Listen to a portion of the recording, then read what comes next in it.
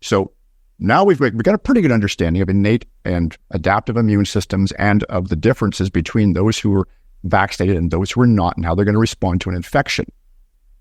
And you have explained it well enough for us to understand that this immune refocusing means that the injected are having an immune response, but is, as you say, it's a suboptimal response. It's not necessarily killing the virus, and it is spurring further mutations, further variations of it that are then going to easily pass to other people who were injected because, as we discussed earlier, in large part due to the fact that their innate immune system's not being engaged as it is with those who have natural immunity.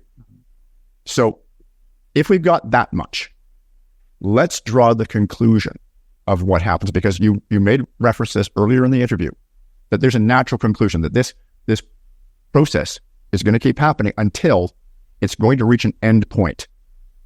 So what's that end point?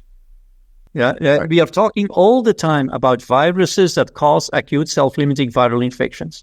They desperately need, because of their definition, what they are, they desperately need transmission. They desperately need transmission because you get infected, either your innate immune system protects you, but even if it doesn't protect you, you're going to get ill. But, if you're a healthy person, within 2 weeks, you are going to cure out the disease, but at the same time, you will eliminate that virus. So that means that during this short period of time, the virus must have spread to somebody else, or it will not be able to survive. So in other words, the magic word is herd immunity, and the magic word to end a pandemic, whether it is an any pandemic of an acute self-limiting viral infection, you can only end if you have dramatic diminishment of transmission of the virus, and the dramatic reduction of transmission of the virus. I believe it was you who actually originally said this. Because of these vaccination programs, we're never going to reach herd immunity because of the immune refocusing. It can't happen. No. Well, so now this leads to that, and that's the framework in which I'm asking this question. What happens now within the vaccinated population? Well, we still have, of course, we don't have herd immunity. So the question is how, nevertheless, we can get to that very same endpoint, because if you cannot reduce the transmission, you will not stop this. That's what I was saying. All this immune refocusing leads to all kinds of immune defense mechanism, but at every single time allows the virus to continue to replicate and transmit. And that is why it can continue this cycle of immune escape. So if you cannot cut the transmission, you cannot stop it.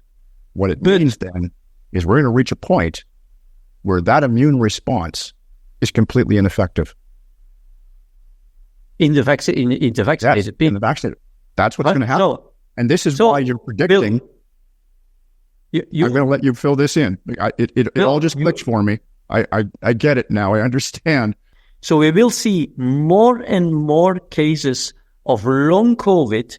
We will not see acute hospitalizations or more deaths due to COVID itself till we reach that hyper-acute phase of the pandemic, where that's what we discussed, namely that the virus will undergo a structural transition that will enable it to disseminate and spread within the host itself, within the individual itself. But till then, we will simply see that the levels in wastewater remain low, that any new small variant that joins the game will be characterized with a higher level of transmissibility, that we will not see an increase in hospitalizations and deaths due to acute COVID disease. But the long COVID will ultimately, we will shift to this hyperacute phase that then will be infectious again. And I have said, I think 1 month ago or 6 weeks ago, that I see this happening with 50% chance, I said, 50% before the end of April, 99% before the end of June. So the shift to intra-host transmissibility could, in my humble opinion, literally happen anytime. And I personally, together with family and friends, we have taken our precautions because even for the unvaccinated, it will cause a major chaos, and it will simply start with the hospitals that will be overwhelmed. The healthcare system will crash, and if that crashes, automatically it will cause a major chaos in society. So if this happens, if this starts in the next couple of months, as you said, and we don't know what percentage of the vaccinated will die from this. No. But what time period are we looking at from the time it starts until the last of them dies? If we talk about delay, we are not talking about months. We are maybe talking about 1 week, 2 weeks, 3 weeks maybe, right? So it's not like I expect one wave in the US, then a wave in Israel, a wave in Great Britain, then a wave in Belgium, then a wave in Germany, etc. No. It will all, and that is why it will, in my opinion. But I'm very, very, very confident scientifically. What I'm saying is that it will just be one big global wave in highly vaccinated countries. You will not see this happening in Africa. It will not happen there. Right, because of the low vaccination rate.